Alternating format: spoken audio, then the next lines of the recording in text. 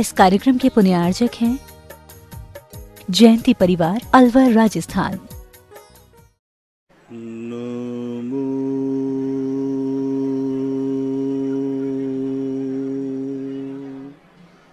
अरिहन्ताणं,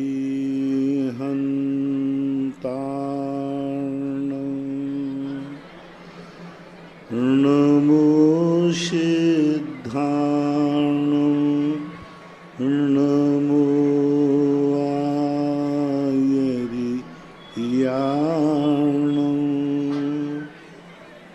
नमो लोये, नमो वज्रयाणं, नमो लोये सर्वशाहुनं।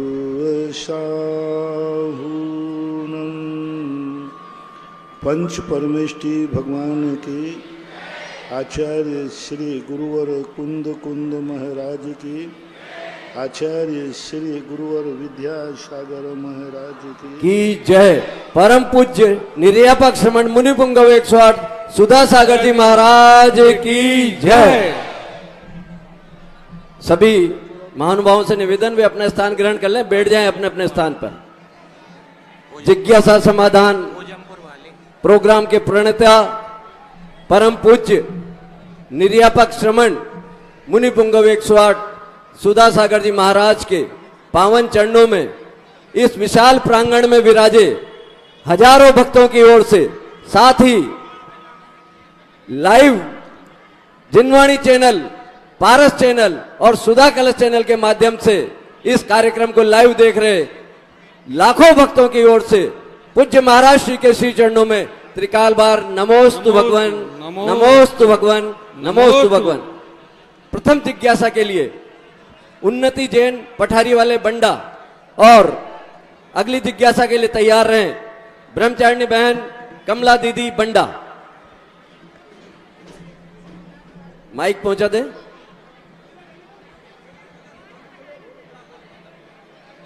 आप सबको पीछे आगे बुलाएं, सबको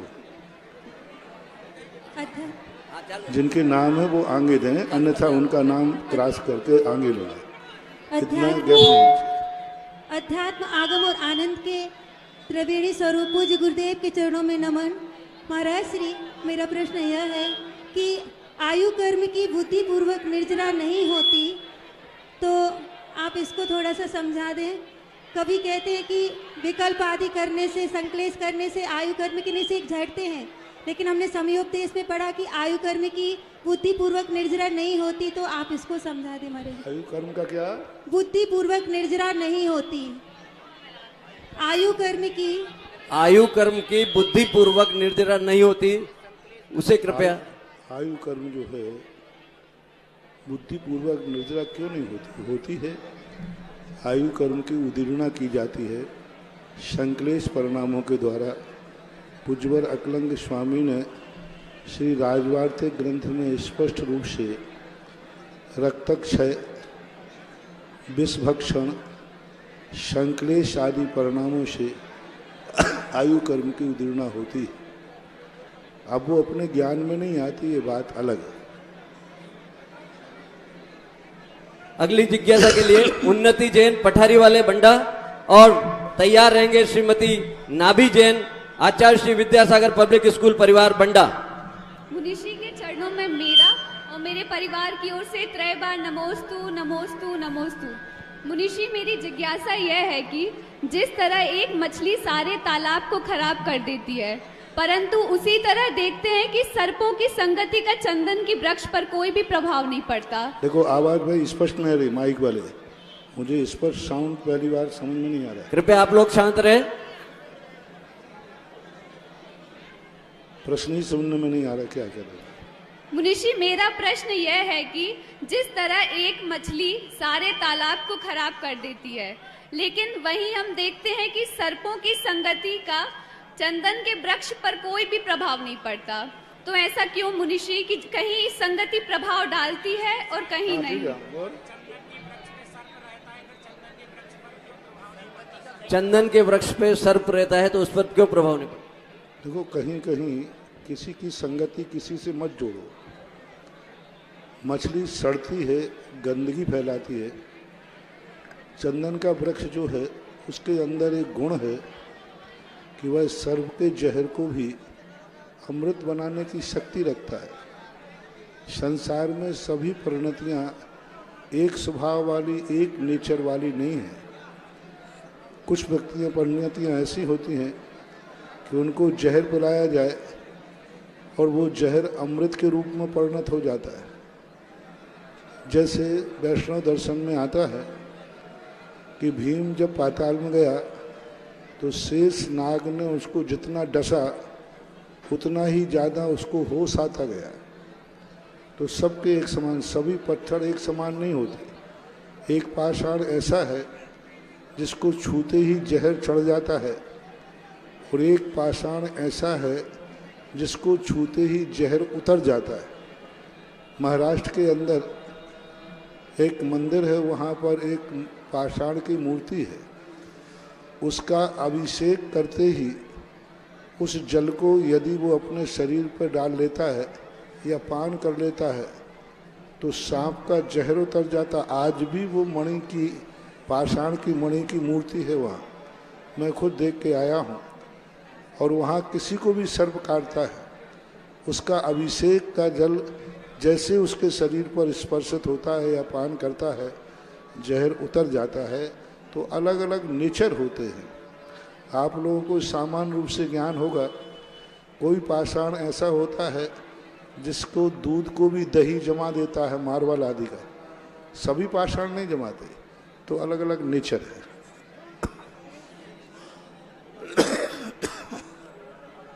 श्रीमती नाभी जैन और अगली जिज्ञासा के लिए तैयार हैं मीना महावीर बंडा, आचार्य विद्यासागर महाराज के पूर्व घर की बहू। आचार्य विद्यासागर पब्लिक स्कूल परिवार की तरफ से गुरुदेव आपके चरणों में त्रिवार नमोस्तु नमोस्तु नमोस्तु।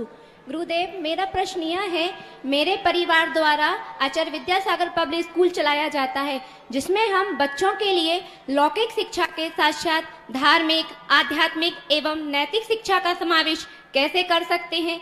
एवं मेरा दूसरा प्रश्न यह है गुरुदेव, एक अच्छे गुरु की क्या विशेषता होनी चाहिए ताकि हम अपने स्कूल में गुरु का चुनाव करते समय उन सब बातों का ध्यान रख सकें। पहली बात है कि धार्मिक और सामाजिक शिक्षाओं को हम एक नीति शिक्षा के नाम से ही विद्यालयों में पढ़ा सकते हैं, क्योंकि भारत देश में इतने संप्रदाय हैं, इतने अलग अलग विचार के धर्म हैं कि हर व्यक्ति के द्वारा धर्मों को स्कूलों में नहीं चलाया जा सकता।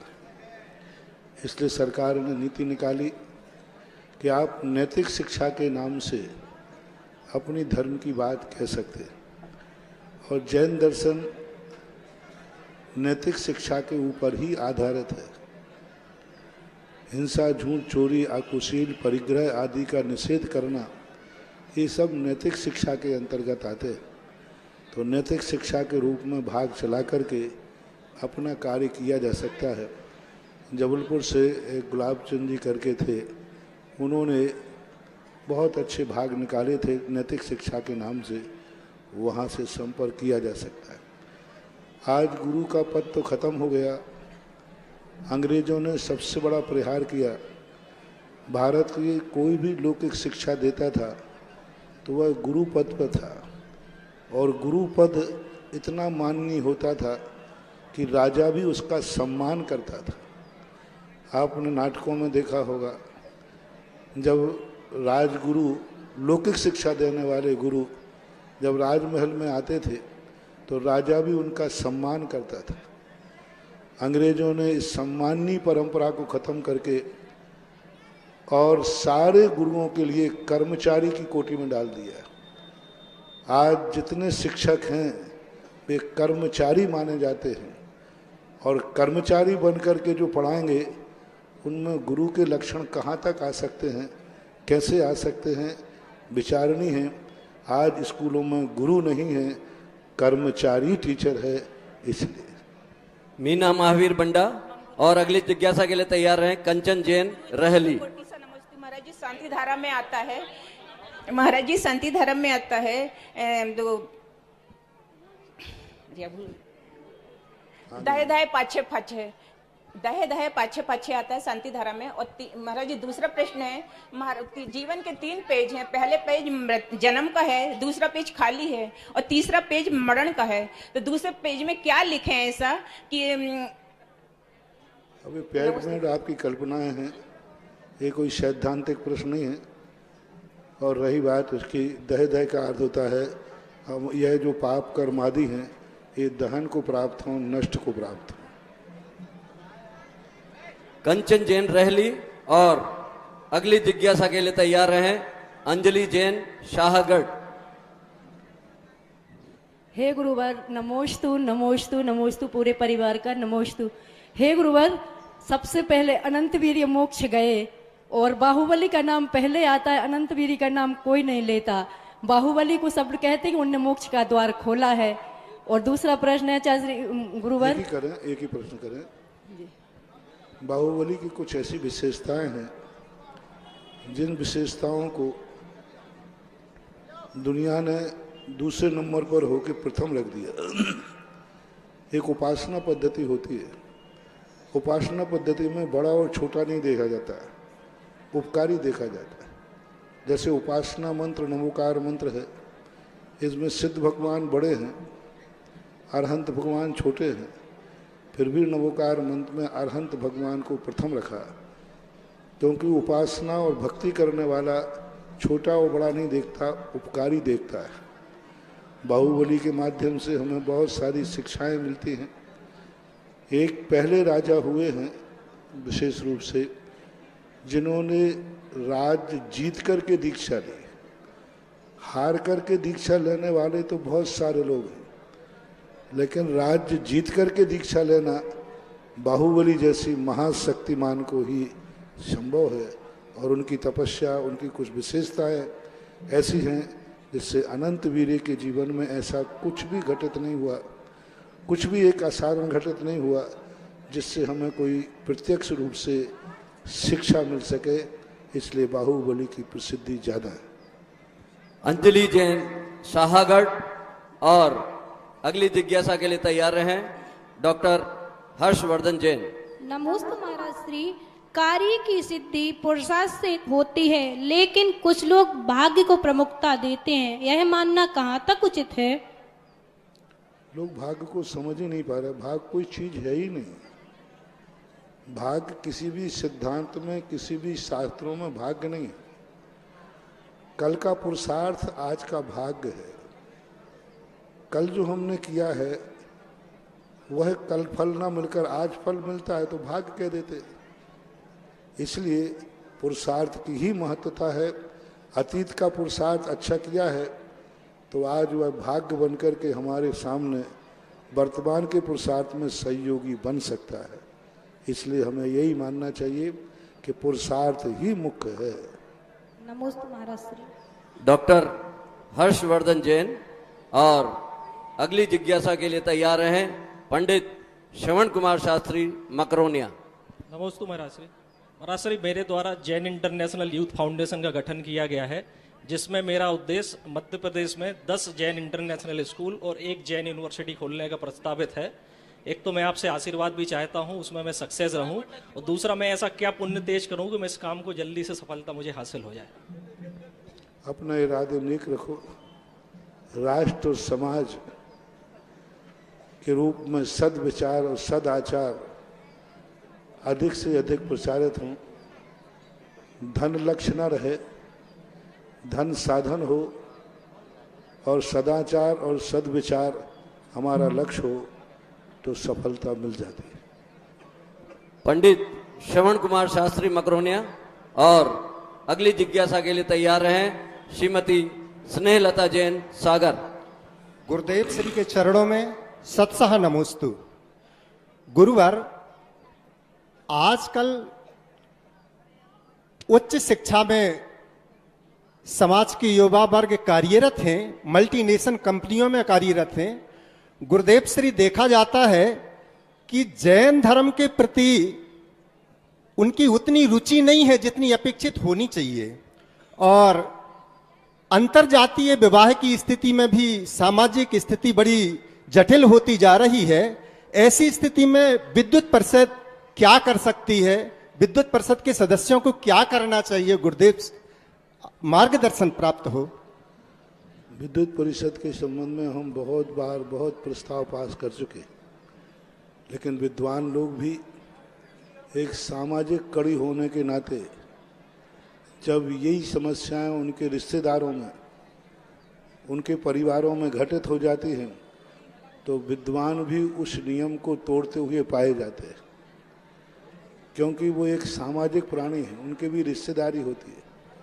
जब रिश्तेदारों में ऐसी घटनाएं घट जाती हैं तो वो उनमें शामिल हो जाते हैं, उसका बहिष्कार नहीं कर पाते, इतनी हिम्मत उनमें नहीं होती है, इसलिए वो कुछ कर नहीं पाते। बहुत बार हमने निर्देशन हुए, मीटिंग हुई, लेकिन उनकी पारिवारिक समस्याएं ऐसी हैं कि जिन समस्याओं के सामने विद्वता और पंडिताई पीछे रह जाती है, सामाजिक और पारिवारिक समस्याएं मुख्य हो जाती है। आप यदि विद्युत परिषद से हों तो आप खुद नियम लेकर के एक कदम आगे बढ़ के साहस दिखाएं।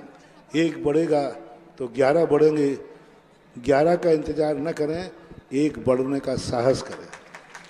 श्रीमती स्नेहलता जैन सागर, और अगली जिज्ञासा के लिए तैयार रहें ब्रह्मचारिणी डॉक्टर दीप्ति जैन बंडा। मेरे आराध्य गुरु श्री सुधा सागर जी मुनि महाराज के चरणों में कोटि कोटि नमोस्तु नमोस्तु नमोस्तु। महाराज जी, पुरुषार्थ सिद्धि उपाय में तीर्थंकर प्रकृति और आहार प्रकृति आया है, तो आहार प्रकृति क्या है? आहार प्रकृति नहीं है, प्रेस मिस्टेक होगी। आहारक शरीर होता है। आहारक, आहारक, आंगोपांग, ये 2 नाम कर्म की प्रकृतियां हैं।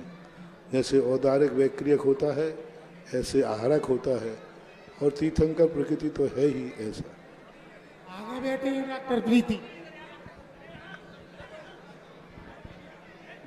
ब्रह्मचारिणी दीदी डॉक्टर दीप्ति जैन बंडा, और अगली जिज्ञासा के लिए तैयार हैं चौधरी विजय कुमार जैन, बड़े मंदिर ट्रस्टी मंत्री एवं गौशाला कोषाध्यक्ष बंडा।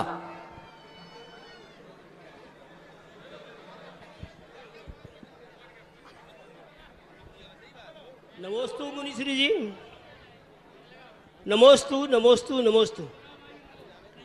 मुनिश्री जी,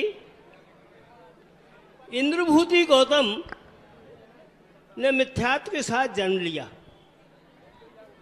स्वधर्म इंद्र की चतुराई से वो श्री महावीर स्वामी के समोसरण में पहुंच गए, और वहां पर उनको छायक सम्मत दर्शन प्राप्त हो गया, और मना पर ज्ञान भी प्राप्त हो गया। साथ ही उनको 63 रिद्धियां भी प्राप्त हो गई। मुनिश्री, मैं कहना चाहता हूं कि रिद्धियां तो केवल तप के प्रभाव से प्रकट होती हैं, मगर ये कैसे हुआ? अगर कोई कहे कि ये गॉड गिफ्ट है, तो हमारा गॉड कोई गिफ्ट देता नहीं है। आगे गॉड गिफ्ट कोई चीज नहीं होती है। थोड़ा सा और प्रश्न महाराज जी, आगे ये है कि वो मिथ्यात्व के साथ में तो जन्म लिया, और उनको उसी भाव से मोक्ष हो गया। मोक्ष के लिए वज्रप्रसाद नाराज सहन चाहिए, ये उनको कब प्राप्त हुआ होगा? साथ ही उनको 4 रिद्धि प्राप्त थी, और भगवान आकाश में गमन करते हैं, तो क्या वो मुनिश्री भगवान के पीछे पीछे भी अपनी 4 रिद्धि का उपयोग करते होंगे? कृपया समाधान करें। पहली बात तो है कि कोई व्यक्ति, तब का अर्थ है इच्छाओं का निरोध। कोई व्यक्ति धीरे धीरे इच्छाओं का निरोध करता है। कोई व्यक्ति अपने मन वचन काय को इतना समर्पित कर देता है कि आगे उसकी कोई इच्छा ही नहीं रहती। न जाने कितने जीवों ने एक अंतर मुहूर्त में केवल ज्ञान प्राप्त किया, मोक्ष प्राप्त किया। पूज्यवर वीरसेन स्वामी महाराज ने श्री धवला जी के अंदर अनादि मिथ्या दृष्टि निगोज से निकल कर आया। 8 वर्ष अंतर मुहूर्त में मुनि बना, केवल ज्ञान प्राप्त किया और मोक्ष लगा। और एक जीव असंख्यात बार सम्यक दृष्टि हो गया, अनंतों बार उच्च कुल में जन्म ले लिया, तो भी संसार में भटक गया। आदिनाथ के कुल में जन्म लेने वाला मारीच एक कोड़ा कोड़ी सागर वर्ष तक भटका। तो ये सारी चीजें उनके उपयोग की दशा के ऊपर है। इंद्रभूति ने एक अंतर मुहूर्त में अपने मन वचन काय को इतना एकाग्र किया कि अतीत के किए हुए पाप सब एक अंतर मुहूर्त में भस्म हो गए। अंजन चोर जैसा डाकू जिसने कभी धर्म नहीं किया, जिसे नमोकार मंत्र भी याद नहीं हुआ और उसे नमोकार मंत्र की सिद्धि हुई। रात का चोर था, रात में चोरी करके आया है और प्रातः काल विद्या को सिद्ध करके मुनि दीक्षा लेता है। गुरु जो वर्षों पहले से मुनि थे वो बैठे रहे और अंजन चोर जो रात का चोर था, रात में चोरी करके आया था, इधर सूर्य की किरण निकलते ही मुनि दीक्षा ली, केवल ज्ञान प्राप्त किया और मोक्ष चला गया। गुरु बैठे रहे, गुरु जो बैठे रहे, जो वर्षों से दीक्षित थे, और वो एक अंतर मुहूर्त में मोक्ष ही चला गया। तो ये सारी चीजें अपने मन के उपयोग की होती है। भरत चक्रवर्ती ने एक अंतर मुहूर्त में केवल ज्ञान प्राप्त कर लिया और आदिनाथ भगवान जो तीर्थंकर थे उनको 1000 वर्ष लगे। तो ये सब परिणतियां अपने उपयोग के ऊपर है। कंसंट्रेशन जैसा बन जाता है व्यक्ति का, वो बना। गॉड गिफ्ट कोई चीज नहीं होती है। चौधरी विजय कुमार जैन, ट्रस्टी मंत्री एवं अगली जिज्ञासा के लिए तैयार हैं प्रिया जैन, प्रतिभा स्थली जबलपुर खोजमपुर वाले बंडा। मुनि सुधा सागर जी महाराज जो समस्त संघ की जय हो। नमस्तु। हे महाराज, मैंने आदि पुराण में पढ़ा है कि आदिनाथ भगवान का 8वां भाव जी सर्वा सिद्धि गया है 33 सागर की आयु लेके, और जब यहाँ उनका जन्म हुआ है वो 18 कोड़ा कोड़ी सागर के बाद हुआ है। तो इतना बीच का काल उन्होंने कहाँ बिताया, क्या यह आगम में आया है, और क्या अंतिम समय उन्होंने फिर से दोबारा सर्वा सिद्धि जाके और फिर यहाँ आदिनाथ भगवान का जन्म लिया है। भगवान समाधान करें। पर लिखने में प्रत्येक मिस्टेक हो सकती है, हिंदी में आपने पढ़ा होगा, क्योंकि अंत में 33 सागर ही सर्वार सिद्धि गए। तो सर्वार सिद्धि के बाद फिर व्यक्ति द्वारा किसी दूसरे भाव में नहीं जाता। यदि उनका सर्वार सिद्धि का भाव वहाँ लिखा है तो उसके बाद उनका मोक्ष जाना निश्चित है। और 18 कोड़ा कोड़ी सागर व्यतीत करना ये कथन ही सम्यक नहीं है, कुछ गलती हुई है। थोड़ा सावधानी से आप पढ़ना। ये विजय बाबू को देखकर याद आ गया, पिछली बार जब मैं यहाँ से एक बार निकला था तो बड़े मंदिर के छत के ऊपर एक खप्पड़ वाला मकान था। दुनिया में मकान बनाने की बोली लगाई जाती है, इन्होंने मकान के खप्पड़ उतारने की बोली ली थी और बोली लग रही थी मंदिर पर, और ये घर में नहा रहे थे, वहीं से बोली लगा दी। तब से मैं कई बार उदाहरण देता हूँ कि ऐसे लोग भी हैं, क्योंकि वो इसलिए बोली ली कि कोई भी कारण करो, कोई भी व्यक्ति उस मकान से इतना मोह था, कोई तोड़ नहीं था। बोले सबसे बने तो बाद में, लेकिन टूट जाए। तो ऐसे भी सेवा दल के कार्यकर्ता होते हैं विजय बाबू। प्रिया जैन, प्रतिभा स्थली बंडा। और अगली जिज्ञासा के लिए तैयार हैं डॉक्टर चंचल जैन, लक्ष्य नर्सिंग होम बंडा। महाराज जी, मेरा और मेरे परिवार की ओर से एवं प्रतिभा स्थली परिवार की ओर से आपके चरणों में बारंबार नमोस्तु नमोस्तु नमोस्तु। महाराज जी, मैं अभी प्रतिभा स्थली में अध्ययनरत हूँ और वहाँ पर हमें ऐसी शिक्षिकाओं द्वारा शिक्षित किया जा रहा है जो कि अपने व्रतों का पालन करते हुए एवं साथ में अपने आवश्यकों का पालन करते हुए हमें शिक्षित कर रही हैं। और हमें प्रतिभा स्थली से इतना कुछ मिला है कि हम उसको शब्दों में बयान नहीं कर सकते। तो महाराज जी, हम आशीषी जी हमें जैसा बनाना चाहते हैं और प्रतिभा स्थली को और आगे तक ले जाने के लिए हम ऐसा क्या करें? व्यक्ति जीवन में यदि अपनी परिस्थितियों को समस्या ना मान के जिंदगी की व्यवस्था मान ले तो सारे टेंशन खत्म हो जाए। जो व्यक्ति जन्म लिया है वह मौत को ये मान ले कि मौत प्रकृति की व्यवस्था है, तो मौत से डर खत्म हो जाता है। हम समस्याओं को समस्या मानते हैं, इसलिए वह समस्या हमें टेंशन देती है। प्रतिकूलताओं को अपने अनुकूल बनाना, और यह कला यदि व्यक्ति के अंदर आ गई तो बहुत कुछ कर सकता है। और प्रतिकूलता को अनुकूलता बनाने का अर्थ है कि हर व्यक्ति को ये जीवन में सोचना चाहिए, मेरी जिंदगी में अनुकूलता नहीं प्रतिकूलता चाहिए, और उन प्रतिकूलताओं को हम पार करेंगे तो वह जो अंदर जो विल पावर बढ़ता है वो सबसे बड़ी चीज़ है। सबसे बड़ा मोटिवेशन है कि प्रतिकूलताओं को अपनी ज़िंदगी की व्यवस्था मान लें। गाड़ी चल रही है, एकाएक गाड़ी पंचर हो गई, आप ये नहीं माने कि ये विघ्न आ गया, आप ये समझना कि जिस दिन गाड़ी खरीदी थी उसी दिन हमें मालूम था, क्योंकि कंपनी वाले ने स्टेपनी दी थी। स्टेपनी यह बता रही है कि रास्ते में कोई समस्या आ सकती है, तो ऐसा मान लेना चाहिए। तो प्रतिकूलताओं को अनुकूलता बनाने के लिए स्वयं तैयार रहना चाहिए। इसके लिए कोई मंत्र नहीं है, कोई तंत्र नहीं। डॉक्टर चंचल जैन और अगली जिज्ञासा के लिए तैयार हैं व्रती ब्रह्मचारी श्री राजेंद्र कुमार जैन, राजा बिलहरा, सागर। मेरा और मेरे परिवार की ओर से नमोस्तु महाराज जी।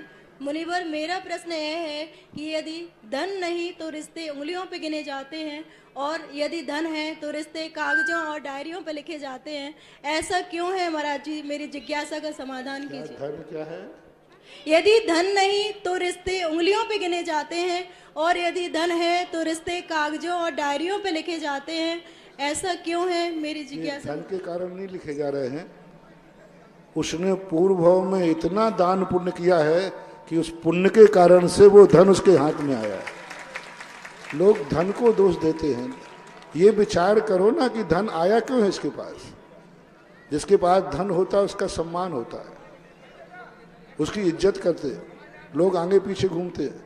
तो लोग कहते हैं कि लोग धन के पीछे आगे घूम रहे हैं, ये उनकी मूर्खता है। वो ये नहीं देखते हैं कि अतीत में इसने इतना पुण्य किया है कि आज धन आ रहा है। लोग धन के पीछे नहीं घूम रहे हैं, अतीत में किए हुए पुण्य के पीछे घूम रहे हैं।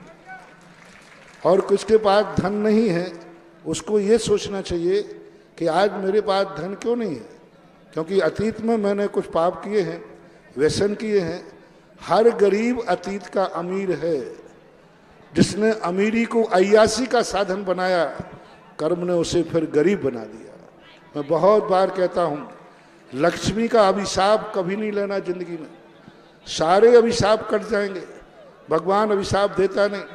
साधुओं के अभिशाप बहुत ज़्यादा देर टिकते नहीं, दुश्मन का अभिशाप लगता नहीं, लेकिन लक्ष्मी का अभिशाप, पुण्य का अभिशाप सबसे ज़्यादा लगता है। जब व्यक्ति के पास धन आता है और धन का वो दुरुपयोग करता है, तब धन अभिशाप देता है, रे दुष्ट, मैं तेरे पास पुण्यात्मा मान के आया था और तूने मेरा दुरुपयोग किया है, शराब जुए में उड़ाया है, कल तू कौड़ी कौड़ी को तरसेगा। इसलिए ये आरोप बिल्कुल गलत है कि लोग धन के पीछे दौड़ते हैं। नहीं, अतीत में जो उसका पुण्य किया है और पुण्य के फल के पीछे दौड़ते हैं। और गरीब जो है वो अतीत के लिए, आज वो गरीबी के कारण से लोग उसकी उपेक्षा नहीं कर रहे हैं। अतीत का ये पापी है, अतीत का ये अय्यास है, अतीत का ये व्यसनी है, इसलिए लोग उसको धुतकार रहे हैं, उसकी उपेक्षा कर रहे हैं। सिद्धांत का यही वचन है। हे स्वामी नमोस्तु नमोस्तु नमोस्तु। मेरे परिवार की ओर से नमोस्तु नमोस्तु नमोस्तु, समाज की ओर से नमोस्तु नमोस्तु। हे स्वामी, मेरा यह प्रश्न है कि मेरी 2 प्रतिमा हैं, मैं उनका अच्छे से पालन कर रही हूँ, लेकिन सुबह मंदिर जाती हूँ, घुटनों में दर्द होने के कारण हम शाम को नहीं जा पाते हैं, और हम सुबह जाते हैं तब लौट के फिर से दर्शन कर लेते हैं। तो क्या हमारी शाम की वंदना हो जाती होगी? नमोस्तु गुरुवार। क्या नहीं कर पा रहा हे स्वामी मैं कोई बात नहीं, चलो एक बार तो चले जाते हो, कोई बात नमोस्तु महाराज जी, नमोस्तु। अगली जिज्ञासा के लिए तैयार हैं दिव्यांशु अंतरा कलरैया मौली प्रतिभा स्थली जयपुर। बंधुओं, आज पूज्य महाराज श्री का बंडा नगर में ऐतिहासिक अगवानी हुई। इस पावन अवसर पर मैंने मेरे जीवन में ऐसी ऐतिहासिक अगवानी आज तक नहीं देखी।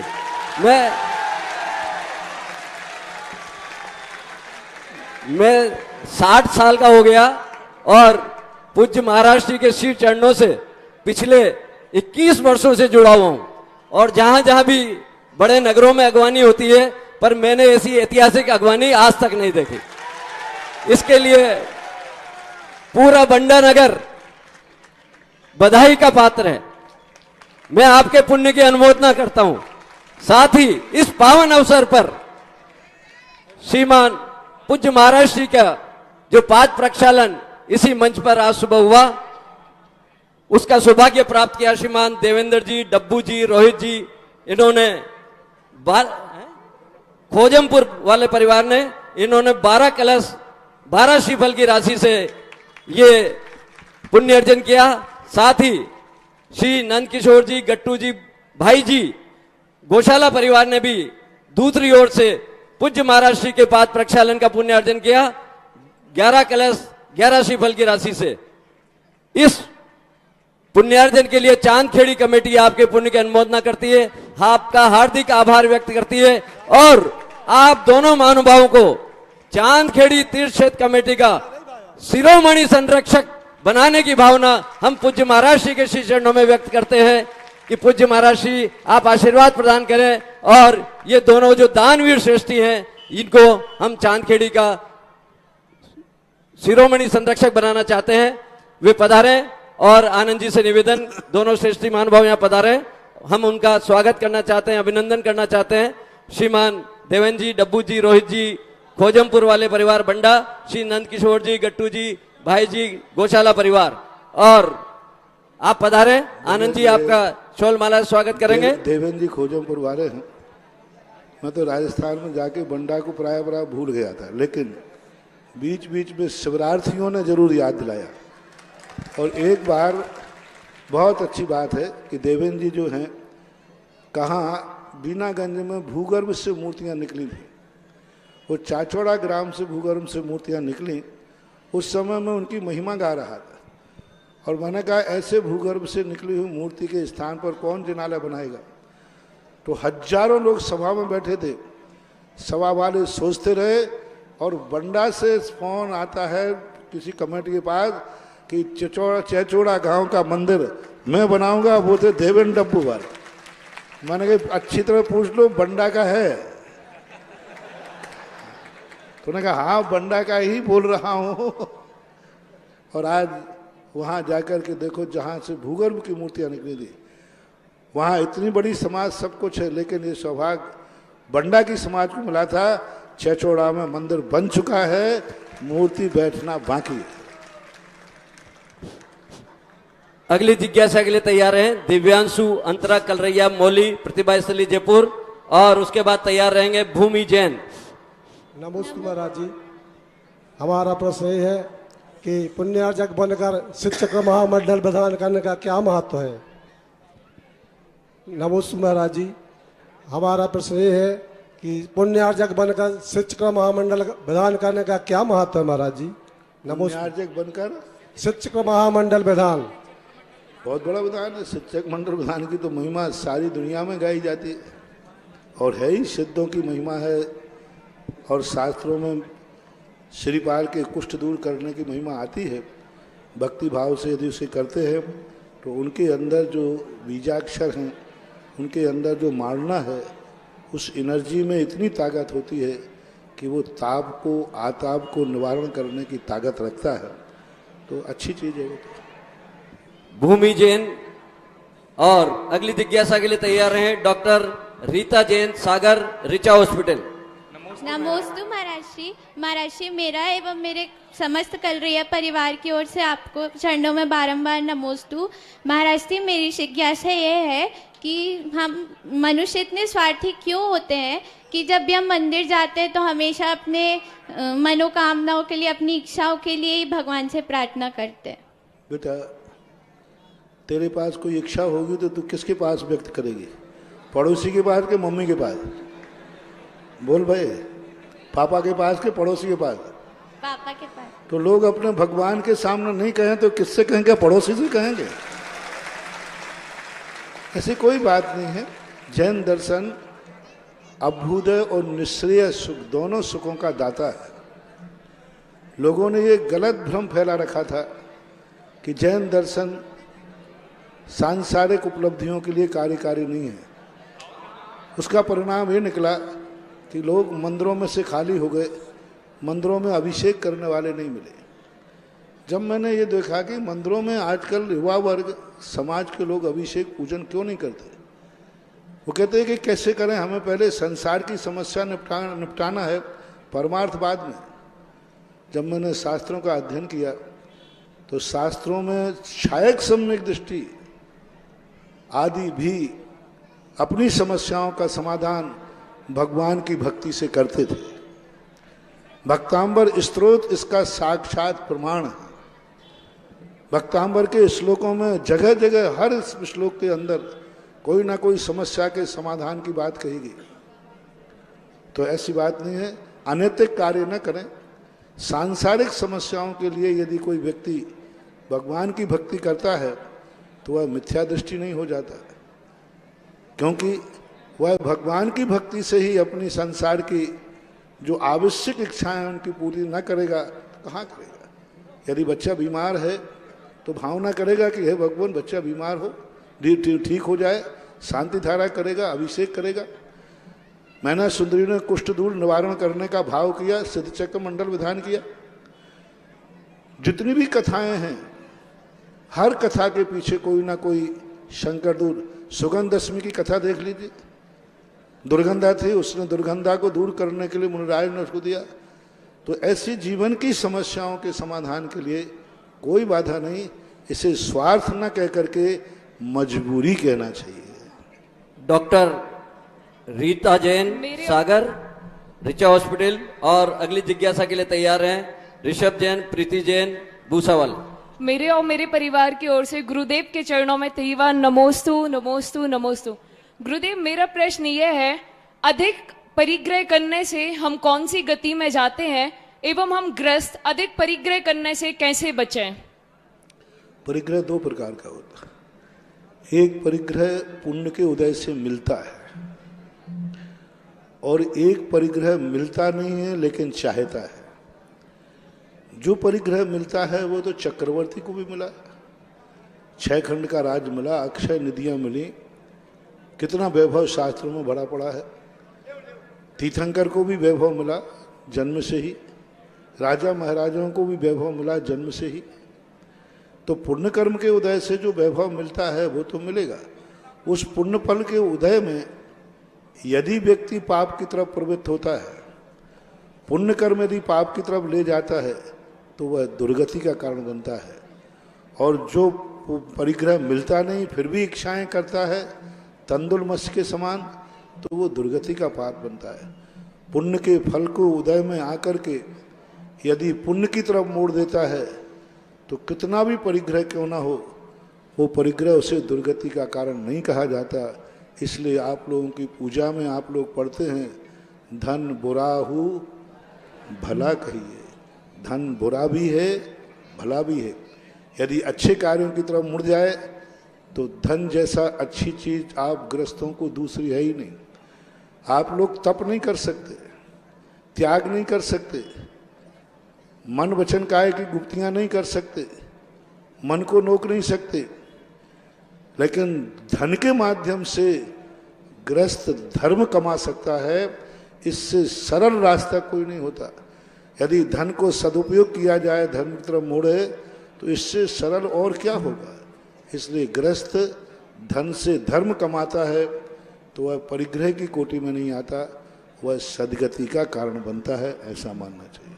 डॉक्टर रीटा जैन सागर और अगली जिज्ञासा के लिए तैयार हैं ऋषभ जैन, प्रीति जैन, भूसावल। मुनिश्री के चरणों में मेरा और मेरे परिवार की ओर से सविनय नमोस्तु नमोस्तु नमोस्तु। मुनिवर, मेरा प्रश्न यह है कि कर्म और धर्म में हम किसे श्रेष्ठ माने यदि हमारा कर्म किसी और के प्रति करुणा से जुड़ा हो? हाँ, फिर से बोले। मुनिवर, कर्म और धर्म में हम किसे श्रेष्ठ माने यदि हमारा कर्म किसी और के प्रति करुणा से जुड़ा हो? यदि आप ग्रस्त हैं तो ऋषभ देव ने कर्म और धर्म को एक सिक्के के ही दो पहलू माना है। ऋषभ देव ने पहले कर्म की शिक्षा दी, उन्हीं ने धर्म षडावश्य की शिक्षा दी। जब ऋषभ देव दोनों प्रकार की शिक्षाएं दे रहे हैं, इसलिए गृहस्थ को दोनों प्रकार के धर्म करना चाहिए, कर्म भी करना चाहिए। किसी नीतिकार ने तो यहाँ तक कह दिया, जो कम में शूरा सो धम में शूरा। कर्म से पलायन मत हो। कर्म को त्यागना और कर्म से पलायन होना बहुत अंतर होता है। इसलिए गृहस्थ के लिए कर्म और धर्म दोनों का सामंजस्य बैठना चाहिए। इसलिए गृहस्थ यदि 24 घंटे धर्म करेगा तो उसकी गृहस्थी नष्ट हो जाएगी। गृहस्थ यदि धर्म बिल्कुल भी नहीं करेगा तो गृहस्थी भ्रष्ट हो जाएगी। यदि धर्म से रहित कर्म होगा तो आपकी गृहस्थी भ्रष्ट हो जाएगी। और कर्म विहीन धर्म ही धर्म करेगा तो गृहस्थी नष्ट हो जाएगी। गृहस्थी को नष्ट करना है तो कर्म को छोड़कर धर्म ही धर्म करो। जैसे हम लोग धर्म करते हैं, हमारी गृहस्थी नष्ट है। गृहस्थी हमारे जीवन में नहीं आ सकती क्योंकि हम 24 घंटे धर्म करते हैं। और आप गृहस्थ हैं तो आपको कर्म भी करना है, धर्म भी करना है। जो गृहस्थ धर्म बिल्कुल ही नहीं करता, अंत में वो भ्रष्ट होकर के मरता है। इसलिए गृहस्थी में जीना है तो गृहस्थी को भ्रष्ट मत होने दो और गृहस्थी को नष्ट भी मत होने दो। यही आपके लिए सम्यक उपदेश ऋषभ देव का था। ऋषभ जैन, प्रीति जैन, भूसावल एवं अगली जिज्ञासा के लिए तैयार हैं पंडित अभिषेक शास्त्री, भगवान। नमोस्तु महाराज जी, नमोस्तु महाराज जी, नमोस्तु महाराज जी। तत्वासूत्र के संपूर्ण अध्याय पढ़ने से तो एक उपवास का फल मिलता है, तो क्या समय अभाव के कारण हम 1 या 2 अध्याय का वाचन भी कर लेते हैं, तो क्या उनके वाचन के बाद भी हमें उपवास जो है, ये जो है एक प्रकार के प्रोत्साहन के लिए कहा जाता है, सिद्धांत नहीं है। हाँ, यदि विशुद्धि पूर्वक पढ़ते हैं तो उपवास करने वाला जो निर्जरा करता है तत्वार सूत्र का करता है। फिर कई लोग कहें महाराज जी हम 10 बार तत्वार सूत्र पढ़ लेंगे 10 उपवास का फल मिल जाएगा। तो उपमाएं कहलाती हैं, तुलनाएं कहलाती हैं, उसको तद्रूप सिद्धांत नहीं मानना चाहिए। जितना आप पढ़ते हो उतना फल मिल जाएगा। ऐसा महाराज जी, तो 2 अध्याय पढ़ने के बाद भी हम संपूर्ण अध्याय पढ़ने के बाद जो अक्षय मात पदश्वर हीनम बाला दोहा पढ़ते वो पढ़ सकते। जी भाई, नमोस्तु महाराज, नमोस्तु। नमोस्तु गुरुदेव, मेरे आराध्य गुरुदेव के चरणों में बारंबार नमोस्तु। गुरुदेव, श्रमण संस्कृति संस्थान सांगानेर रजत गौरव जयंती जयवंत हो, जयवंत हो, जयवंत हो। गुरुदेव, अप्रैल से ग्रीष्मकालीन शिविर प्रारंभ होने जा रहे हैं, क्योंकि श्रमण संस्कृति संस्थान सांगानेर के तत्वावधान में ये शिविर प्रारंभ होंगे। और हम सभी जो शास्त्रीय विद्वान जो शिविर के लिए जाते हैं, उनके लिए और समाज के लिए, दोनों के लिए क्या हम ऐसा करें कि वो शिविर आगे बढ़ें और उनमें संख्या भी बढ़े। जगह कम होती चली जा रही हैं, विद्वानों के लिए भी जगह नहीं मिलती कि वो शिविर में जाएं। तो इस 21वीं सदी का एक सबसे बड़ा भारत देश के लिए उपहार है श्रमण संस्कृति संस्थान सांगानेर। विद्वानों का अभाव हो चुका था और विद्वान भी बनते थे, तो वो बनते थे जो मंदिरों में आकर के मंदिर की जड़ें खोदते थे, पूजा पाठ को हे कहना श्रमण और मुनियों के प्रति विरोध भाव करना। जयपुर चतुर्मास के अंदर जब ये विपरीत स्थितियां देखी तो उस समय आगाज किया समाज को, और उस समय श्रमण संस्कृति रक्षा आर्ष परंपरा के विद्वान तैयार करने की घोषणा हुई। आज भारत में एक पहला विद्यालय है जहां पर लगभग 200-250 बच्चे बच्चियां धर्म की बात पढ़ते हैं और निःशुल्क पढ़ते हैं। बहुत बड़ा भारत का, और कोई अभी भारतवर्ष में और कहीं ऐसा संस्थान नहीं। बच्चियां भी हैं, शास्त्री और आचार्य करते हैं। लगभग 150-250 बच्चे और 100-150 बच्चियां हैं जो आचार्य और शास्त्री की परीक्षाएं दे रहे हैं, धर्म की क्लास पढ़ते हैं। और सबसे बड़ी उपलब्धि है कि भारत में विद्वानों का अभाव है, क्योंकि साधु संत पदयात्री होने से वो अधिक स्थानों पर भ्रमण नहीं कर सकते, हर क्षेत्र पर भ्रमण नहीं कर सकते।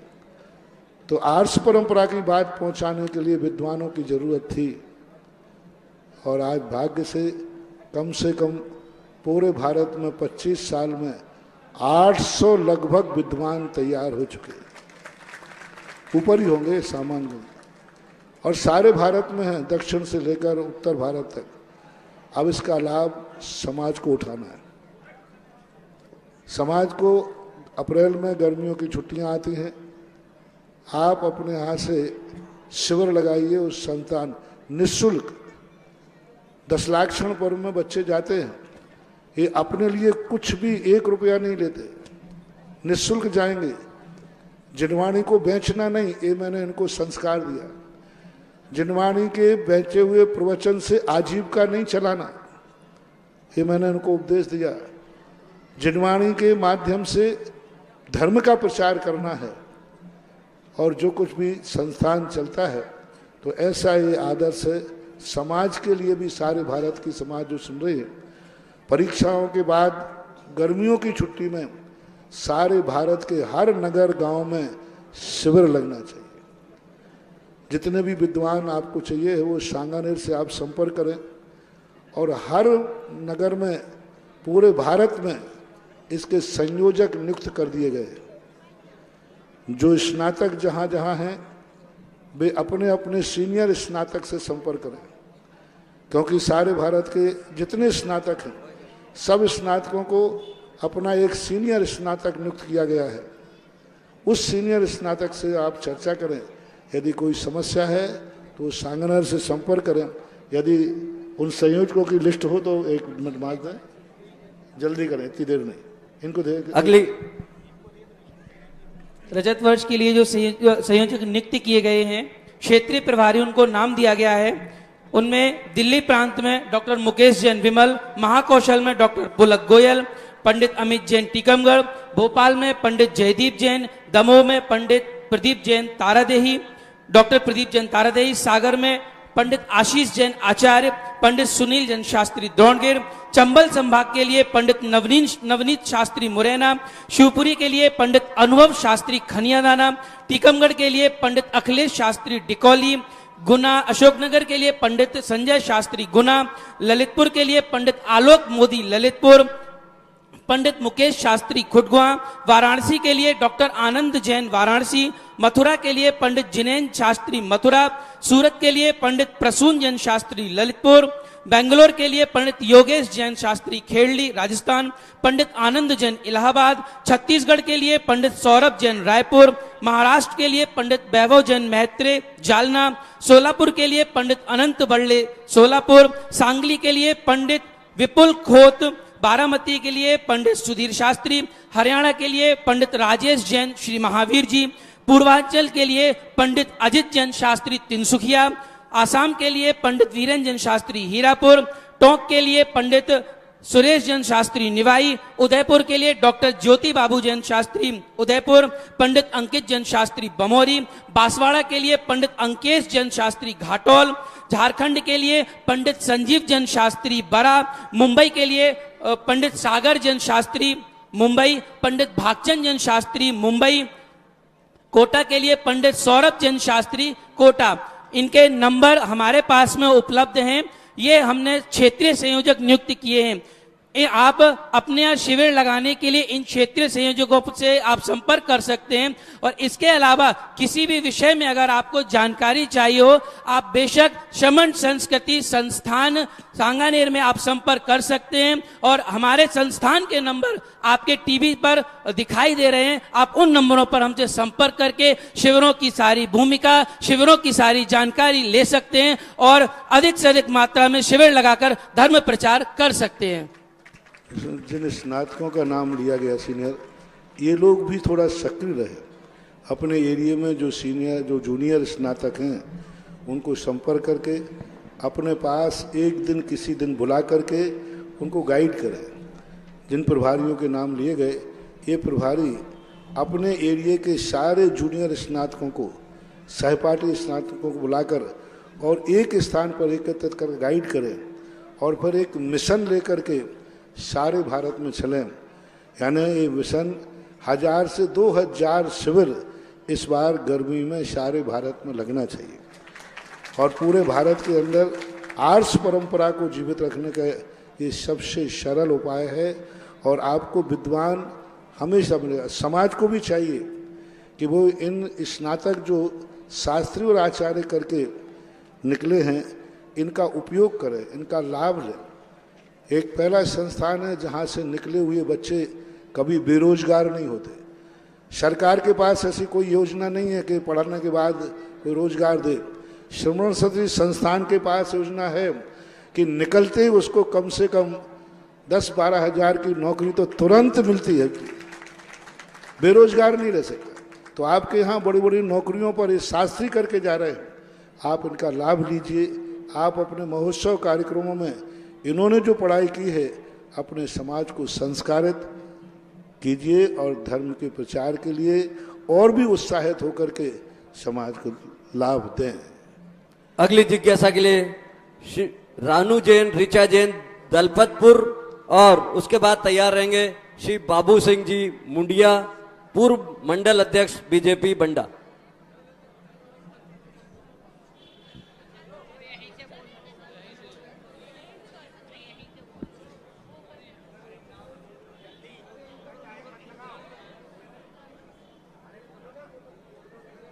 अगली जिज्ञासा के लिए गुरुदेव के चरणों में बारंबार नमोस्तु नमोस्तु नमोस्तु।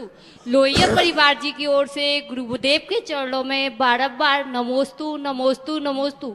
महाराज जी, मेरा प्रश्न ये है कि ग्रस्त जीवन को कैसे शुरू किया जाए और यदि ग्रस्त जीवन में परेशानियां आ रही हैं तो उनका निवारण कैसे किया जाए?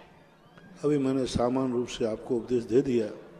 कर्म और धर्म दोनों को एक साथ करना होगा। जब षट कर्म करते हैं तो षड आवश्यक ही करें, क्योंकि गृहस्थ में गंदा हुए बिना हो नहीं सकता। गृहस्थी बिना पाप के चल नहीं सकती। गृहस्थी में आरंभ और परिग्रह होगा ही होगा, असंभव है जो ना हो। तो उस षट कर्मों के द्वारा किया हुआ पाप धोने के लिए ही जिनवाणी ने षड आवश्यक कहे। यानी षट कर्म हमें गंदगी देते हैं, तो षड आवश्यक उस गंदगी को दूर करके स्नान कराकर आपको निर्मल करते हैं।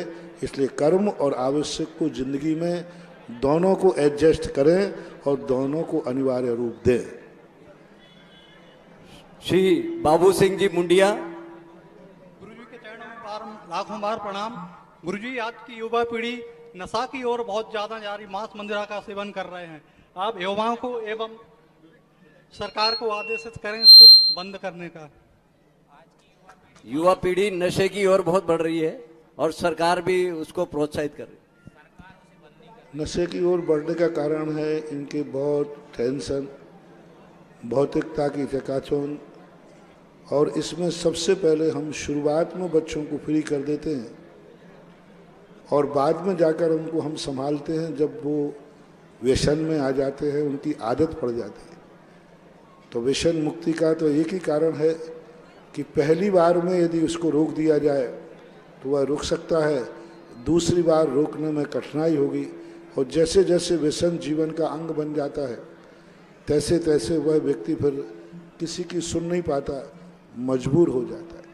इससे नशा मुक्ति के लिए सरकार को तो हमें जब चुनाव के समय आते हैं उस समय हमें सरकारों को प्रोत्साहित करना चाहिए, लेकिन सरकार खुद शराब की बोतलें बांट करके वोटों का प्रोत्साहन करती है और आप लोग भी जो शराब बांटते हैं उन्हीं को वोट देते हैं। अब हम क्या कर सकते हैं?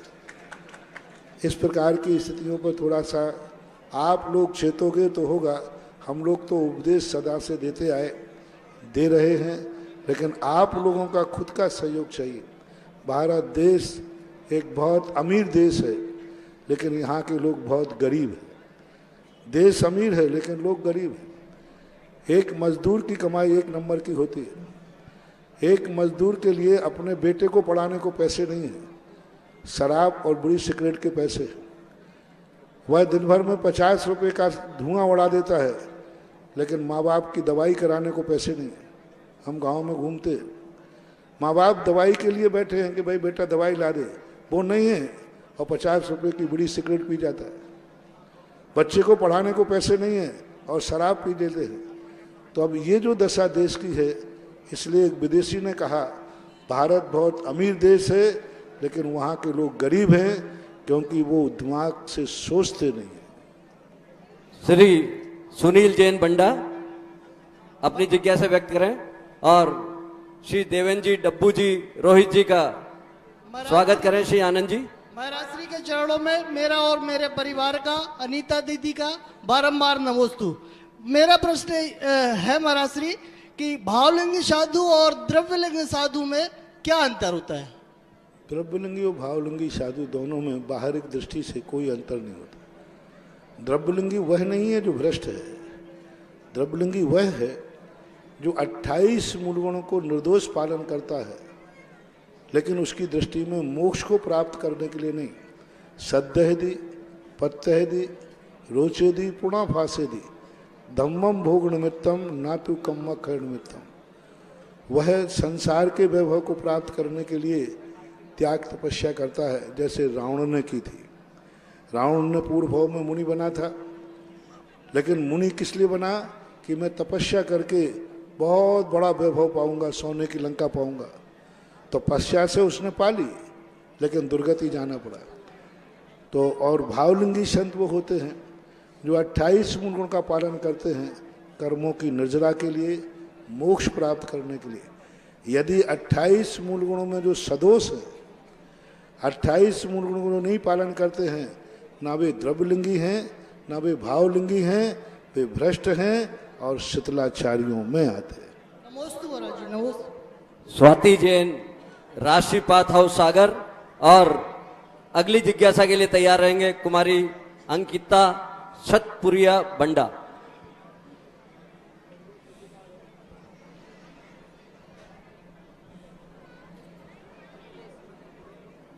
हे गुरुदेव, मेरा और मेरे पूरे परिवार का आपके श्री चरणों में त्रिवार नमोस्तु नमोस्तु नमोस्तु।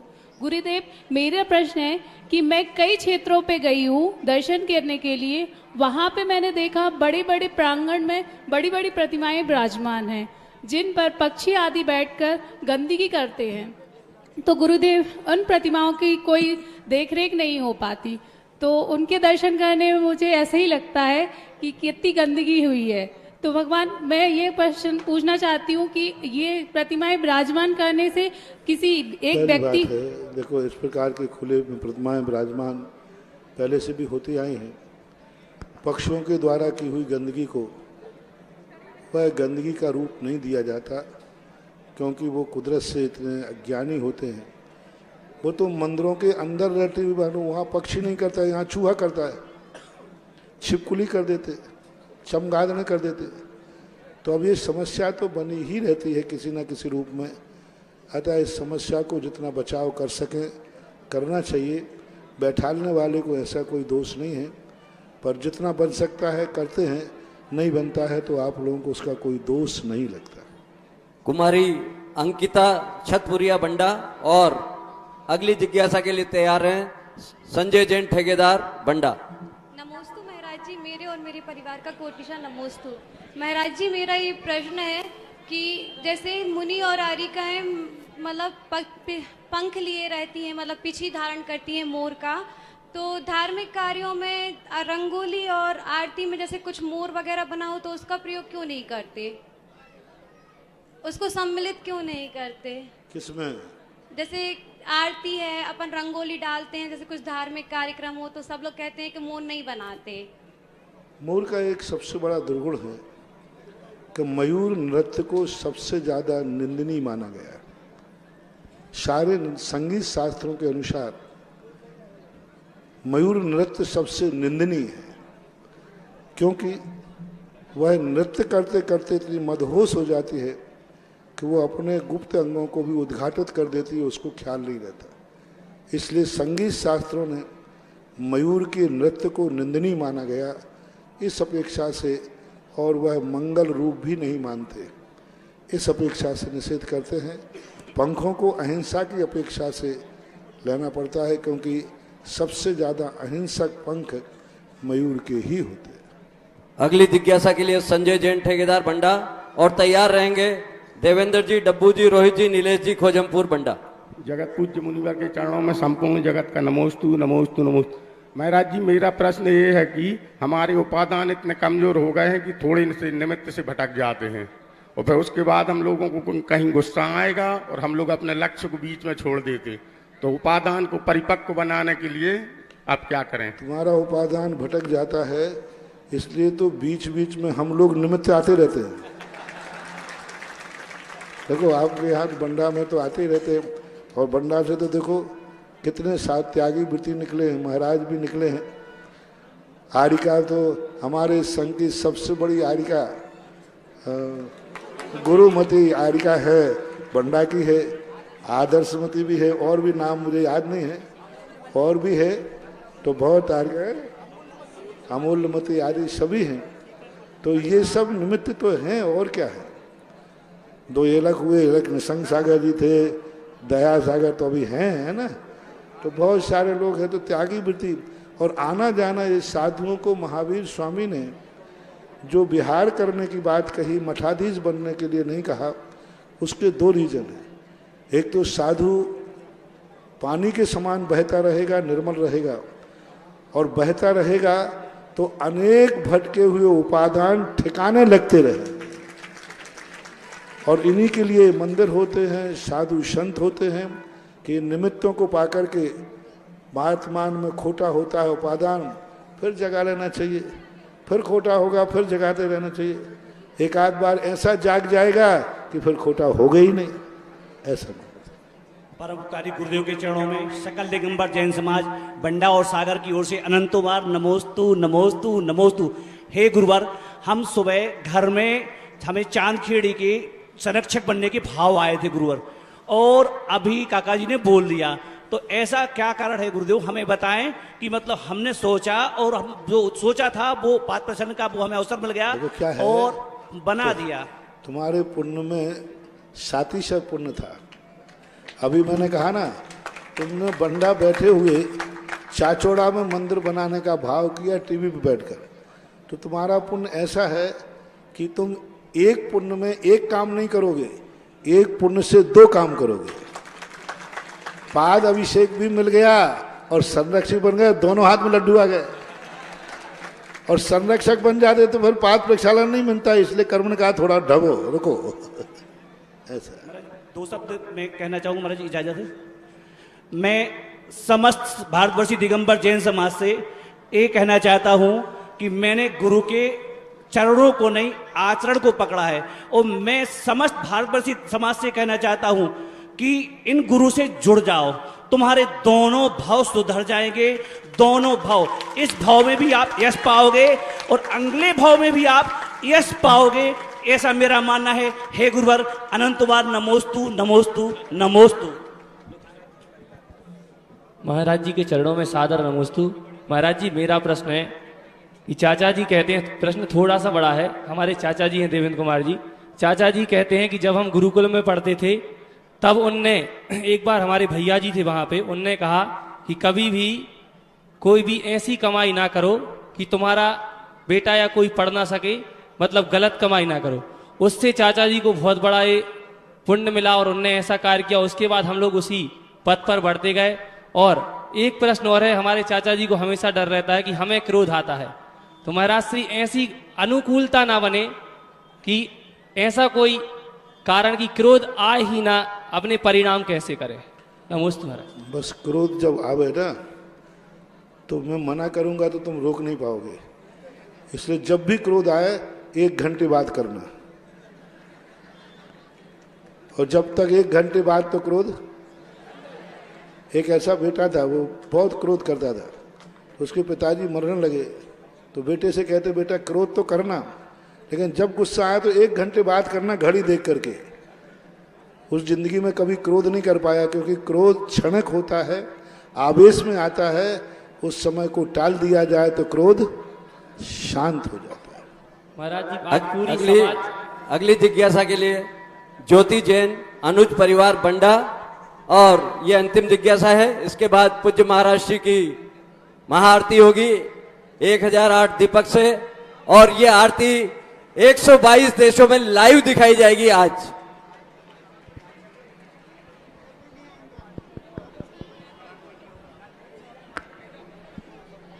मुनिश्री के चरणों में त्रैवार नमोस्तु नमोस्तु नमोस्तु। मुनिश्री, आप अपने प्रवचनों में और शंका समाधान में कई बार कह चुके हैं कि पर पुरुष से गंधोदक नहीं लेना चाहिए, लेकिन हमारे मंदिर में द्रव्य हो या पूजन करो या दर्शन करो तो सभी जगह गंधोदक देते हैं, तो उसमें आप कहते हैं कि दोष लगता है, और यदि नहीं लेते हैं तो हमें लगता है कि गंधोदक का अपमान कर रहे हैं, तो उस समय हम क्या करें? नहीं, उनसे कह देना कि हमारे परिवार में भी पुरुष हैं, हम उनके हाथ से लेंगे। हाँ, अब वो मजबूरी है कि कोई परिवार का कोई पुरुष अभिषेक को नहीं जाए तो ले लेते हैं, लेकिन अपने परिवारों के पुरुषों उनसे अच्छी तरह कह सकते हैं कि भाई आपके हाथ से लेने की अपेक्षा हमारे परिवार में पुरुष वर्ग है, हम उनके हाथ से लेंगे, जिससे उनको भी आगे बढ़ने का प्रोत्साहन मिलेगा और हमें भावनात्मक मिलेगा, क्योंकि अपना व्यक्ति अभिषेक करेगा उसमें तुम्हारे हित की भी भावना होगी, पराया व्यक्ति का अभिषेक करेगा तुम्हारे हित की भावना नहीं होगी। इस अपेक्षा से अच्छी तरह कह देना चाहिए, तो फिर कोई अपमान का दोष नहीं लगता है। सभी अपने स्थान पर बैठे रहेंगे। आरती के प्रथम पात्र के चयन के लिए बोली के माध्यम से चयन करेंगे। हेलो, आवाज बढ़ाओ इसकी भैया। और बंधुओं, मैं आपको ये बात बता दूं कि आरती का जो भी पुण्यार्जन करेंगे उसकी जो राशि होगी वो जो चांदखेड़ी में बड़े बाबा के गर्भगृह का विस्तार का जो मंदिर बन रहा है उसके निर्माण कार्य में खर्च होगी। तो आप सबसे निवेदन है कि जिनके भी पूज्य महाराज श्री के आरती के मंगल आरती के भाव है वे बोली के माध्यम से पुण्यार्जन कर अपना पुण्यार्जन कर सकते हैं। थोड़ा बैठे रहे, बैठ जाएं, आप सब अपने स्थान पे बैठ जाएं एक बार। अभी अनुशासनहीनता नहीं करें। हाँ जी, कौन सौभाग्यशाली परिवार है जो आज महाआरती करने का सौभाग्य प्राप्त कर गया? 51,551।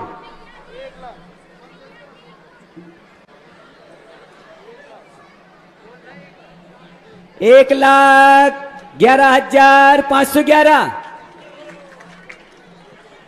काय के लिए? अच्छा, पथरिया। हाँ, पथरिया बालिका मंडल खड़े हो जाओ, वहीं से नमोस्तु कर लो। ठीक है, बहुत बढ़िया।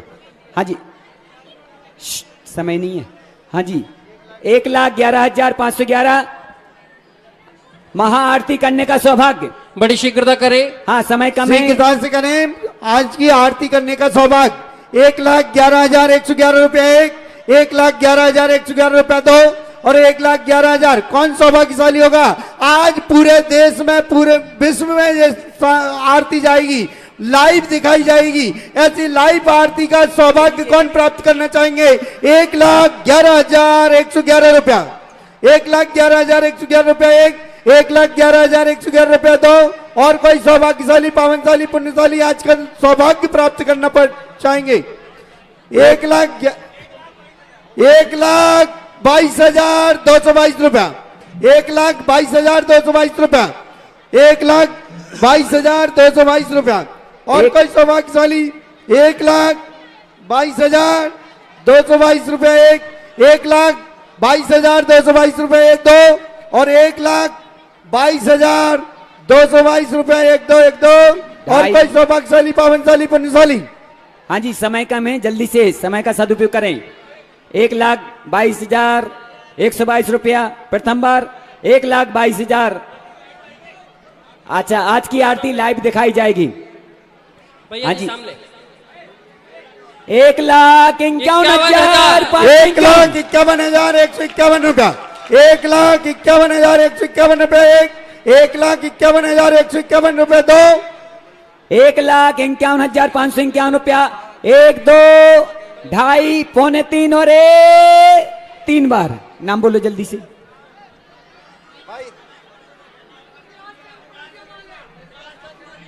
प्रकाश चंद जी, पड़रिया वालों ने सौभाग्य प्राप्त किया है। जोरदार ताली बजा करके पुण्य के अनुमोदन करें।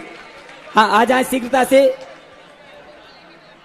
हाँ, और कल जो महामस्तकाल से होना है, मना कर रहा हूं, सभी लोग यहीं बैठे रहेंगे। हाँ, मुनिश्री के कल का तुमने प्रश्न किया नहीं। देखो, आज तुम लोगों ने ओम शांति सुने मेरे पास टाइम नहीं था और मैं मात्र एक टाइम निकाल के लाया था बंडा के लिए। एक चर्या करूंगा या एक शंका समाधान करूंगा, लेकिन आपका उत्साह और कल आदिनाथ जयंती होने से एक कुछ ऐसा नया कार्य करें कि कल पूरे पंडाल में भगवान ही भगवान बैठे। लेकिन तुम कहाँ बैठोगे ये भी सुनो। तो इस ढंग से भगवान 24 भगवान कम से कम कल आदिनाथ भगवान के मोक्ष यहीं पर निर्माण लाडू चढ़ाए जाए पंडाल में, और ठीक 7:30 बजे लगभग शुरू हो और यहाँ सारे भगवान लाइन से किनारे रखे जाएं और हर व्यक्ति शांति धारा करे। कल आदिनाथ निर्माण महोत्सव पर शांति धारा करना अपने आप में एक बहुत महत्वपूर्ण बात है। तो कल 24 भगवानों की शांति धारा हो और समय का जरूर सब लोग ध्यान रखें, क्योंकि अपन पहले पूजा करेंगे, निर्माण लाडू चढ़ाएंगे, शांति धारा बाद में करेंगे, जिससे 9:45 पर सारा भारत देखेगा कि बंडा में निर्माण महोत्सव पर शांति धारा हो रही। बोलो मुनि श्री सुधा सागर जी महाराज की। हाँ जी, बोलो आरती पुण्यार्थ का जाए। और जिन्होंने अपने 1,11,000 में नाम दिए हैं, शीघ्रता से सुन लें। मुकेश जी कलरैया, अशोक जी ठेकेदार, नंद किशोर जी भाई जी, बाबूलाल जी, अमित जी भूसा, डॉक्टर राकेश कुमार जी, डॉक्टर मुकेश कुमार जी, सुधीर जी, अशोक कुमार जी नायक जी परिवार, निशंक परिवार, मुन्नी दीदी जी बंडा, सुधीर जी भाई जी बंडा, राकेश कुमार जी, नरेश कुमार जी, पंकज जी डांगीदार बंडा, अभय कुमार जी, अब्बू कठरिया बंडा, कमल कुमार जी, सचिन कुमार जी, विपिन कुमार जी बिलानी बंडा, शेखर चंद जी, राकेश कुमार जी, प्रतीक जी, समस्त कलरैया परिवार बंडा। और भी जिनको नाम देना। देखिएगा, जो अभिषेक शांति धारा 1,11,000 की राशि देगा, वो राशि पूरी की यहीं रहेगी, इसी मंदिर में काम आएगी। और जो भी जल्दी से जल्दी अपना नाम बुक करा दे, अन्यथा कल आपको ये समय मिलने वाला नहीं है, क्योंकि महाराज श्री के मुख से, उनके आशीर्वाद से जो बीजाक्षरों का उच्चारण होगा, वो आपके जीवन में एक नया ऊर्जावान होगा और वह ऊर्जा आपके जीवन को धन्य करेगी। ऐसे ही कौन सौभाग्यशाली होगा जो कल के दिन अपना नाम महाराज श्री के मुखारबिंद से यहाँ पर घोषित करने को जा रहा है। कौन सौभाग्यशाली होंगे? शीघ्र अपना नाम लिखा दे। 1,11,000 रुपए में सिर्फ हमारे लिए 13 नाम और चाहिए। शीघ्रता से 12 नाम चाहिए। 12 अभी कौन सौभाग्यशाली परिवार है जो अपना नाम देना चाहे 1,11,000 में कल के लिए? जल्दी से। सौभाग्यशाली पुण्यशाली वह परिवार होगा जो कल प्रभु का महा महोत्सव मोक्ष कल्याण के रुपया पर। आरती भैया, आरती चालू करो। हाँ जी, आरती चालू करो। आरती आज महाराज श्री के आहार के उपलक्ष्य में सुधा सागर जी महाराज की जय हो। जोरदार तालियों के साथ गुरुदेव की मंगल आरती।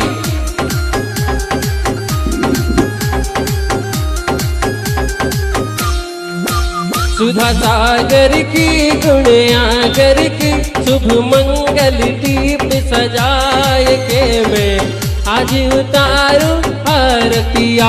सुधा सागर की गुणयागर की शुभ मंगल दीप सजाए के मैं आज उतारूं आरतिया।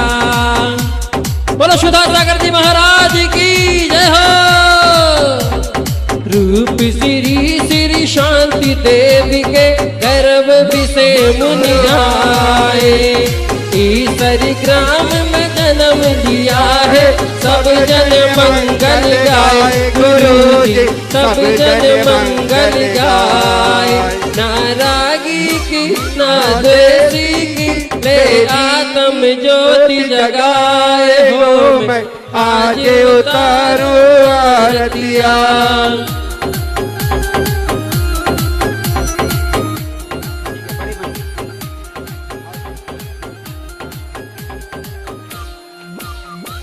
गुरुवर 5 महाव्रत धारी, आत्म ब्रह्म विहारी, खड़गदार सिद्धपथ पर चलकर शिथिलाचार्य निवार गुरु जी, शिथिलाचार्य निवारी। त्यागी की बैरागी की ले दीप सुमन का।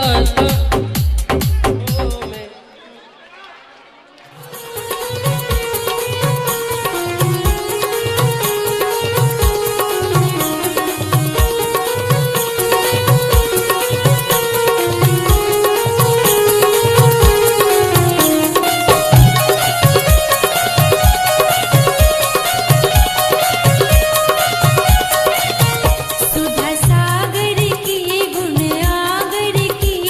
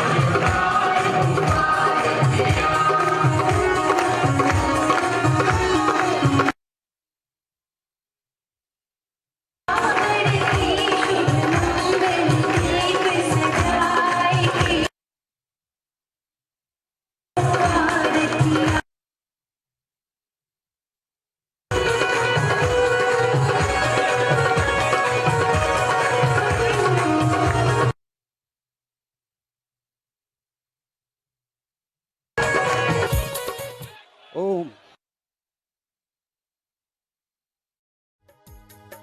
इस कार्यक्रम के पुण्यार्जक थे जयंती परिवार, अलवर, राजस्थान।